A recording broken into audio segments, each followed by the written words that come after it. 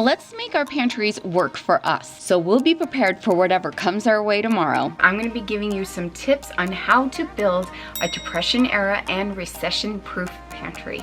Focus on the basics. These are super versatile ingredients. So during good or hard times, rice is, in my opinion, the #1 food to have in your pantry. Rice is filling. You could use it as fillers in dishes. I like to store jasmine and especially basmati. I do have white rice in my long-term food storage. Rice can last forever. I'm talking past 30 years if you seal it up right. I do have a video on long-term food storage and how you can make this last for years with Mylar bags and oxygen packets. It's not a bad process. You can batch cook rice. That takes the place of buying instant rice. Cook up a batch the beginning of the week, store it in an airtight container. You can have it for breakfast, lunch, and dinner. And cooked rice actually freezes up well. Rice is the way to go. A lot of people aren't bakers, and I know a lot of people that don't always have flour in their home.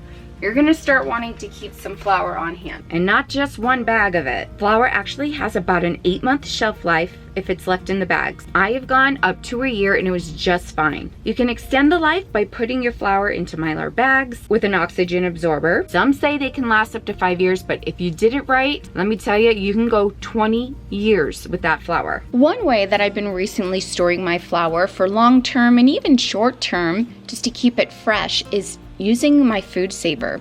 You can use any vacuum sealed machine, and I've been storing them in these little bricks. They look a little sus, but trust me, this method works. So I take a brown paper bag and I'll write the amount and the weight of how much I'm putting in. I made bags with 4 cups, 6 cups, and even 10 cups. A lot of my bread recipes calls for around 10 cups of flour. You put them in a brown paper bag because if you were to put flour just in the normal vacuum sealed bag and you use the machine to pull the air out, you're going to put so much powder into your machine, it's gonna clog and break. This is a great way to lend out flour when someone comes knocking at your door asking for a few cups. When you need it later in the future, just stick that brick in the freezer for 24 hours and you're good to go. We keep these bricks of flour in a Rubbermaid bin in our storage room. I keep all-purpose flour in this big jar. I also use bread flour. I also store wheat berries. This is another great option that I can grind up to make hard white wheat or hard red wheat. But if you're gonna store wheat berries, have some sort of grinder. Right now we are loving the Wonder Mill.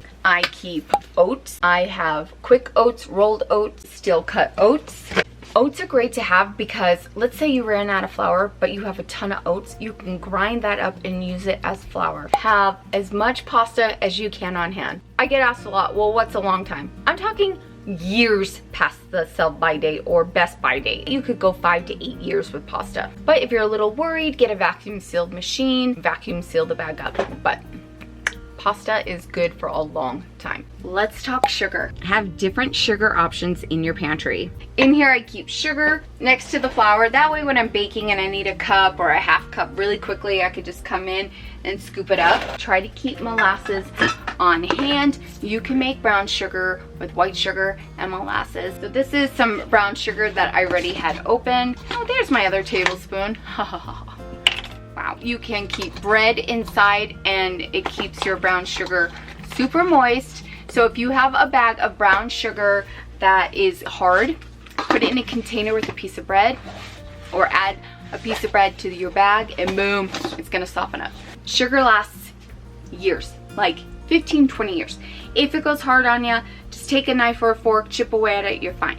Now, if you need powdered sugar, just blend it up in a blender and boom, powdered sugar. Do not put it in a Mylar bag with an oxygen packet because you will have a brick that will never be undone. Some other sweeteners that last forever is pure maple syrup. Once you open it, you have to keep it in your refrigerator though, okay?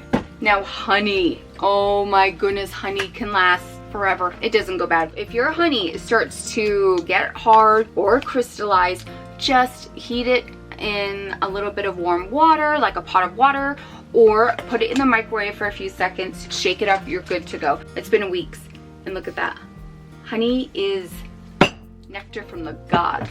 Keep plenty of beans on hand. Beans are a great source of protein, and they help stretch your meat further too. To save a ton of money, buy them dry and in bulk. Can is convenient. Absolutely have those on hand. I have a lot of canned beans on hand, but you're really gonna save money when you buy them dry and in bulk. Do your own baking. So I have some recipes for you down below on how to make homemade bread. I have a depression bread that I shared with you.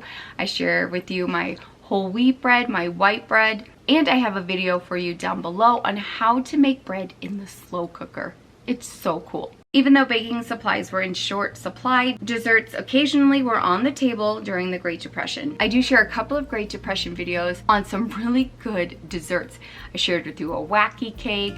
I think it was like an apple cinnamon cake. Oh my goodness. They're so good. Keep some fat sources. During the Depression, lard was a common source used in homes. Keep things like bacon grease, canola oil, olive oil. Butter is great to store, and it could store forever in your freezer. So I'm always buying butter in bulk when I can. You can keep things on your shelf like ghee if you wanted to. Store peanut butter. This one is a natural peanut butter that I've been trying out from Sam's Club. Delicious. So this won't last as long as this one, but it will last long enough if it's kept in a dark, cool place. Did you know that popcorn became very popular during the Great Depression? It was low cost and a very filling snack. Let's talk about canned foods. We don't open up and have a canned food every day, but you need some canned goods. Really quick, I'm gonna give you some ideas that you could use for canned goods, okay? You could do beef broth or chicken broth, or you can use bouillon cubes. Those will store forever. Have things like pumpkin. Grab your canned fruits and applesauce. Friends, if you don't have any oil for baking, use applesauce. Soups. Have soups on hand for those quick meals. Canned vegetables you could throw into any casserole. Grab your green beans, corn, carrots, potatoes. I'm all out of peas, but during the Great Depression, there were so many recipes with peas. I have a video, a Great Depression video for you guys down below where there's quite a few pea recipes, but they were super cheap. Lots of fiber, filling. No wonder why during the Depression, they loved their canned peas. Mushrooms. Add that to any casserole, I tell you. Also, having different types of canned meat and fish is so good to have in your pantries. It has a long shelf life, and you could still make all your favorite dishes with them. Canned goods, I mean, it's endless, right? It's endless.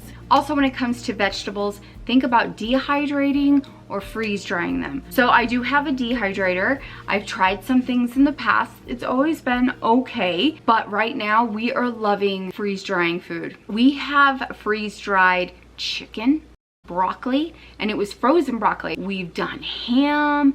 We've even done ice cream sandwiches and candy. There's lots of great companies out there, a ton, where you can get dehydrated and freeze-dried vegetables and proteins. This is dehydrated chopped onions. This is great to add in where you need to replace an onion. You can get things like freeze-dried celery, freeze-dried broccoli, green peppers. It can last 25 to 30 years. It's a long shelf life, and it is such a great thing to use when you don't have like fresh broccoli on hand. You guys, this tastes fresh. It's light, it's airy, and it comes out so good. We have been so impressed with the Harvest Right freeze dryer. If you're interested, I do have an affiliate link down below. So if you would like to try some Depression era cooking, I have 3 videos for you down below. The recipes are genius. They had to be during those times, right? And it's so fun to see how creative we can be during these times. If you would like to learn more about building up your pantry, check out these 2 videos here. Thank you so much for joining me, and we'll see you soon. Bye.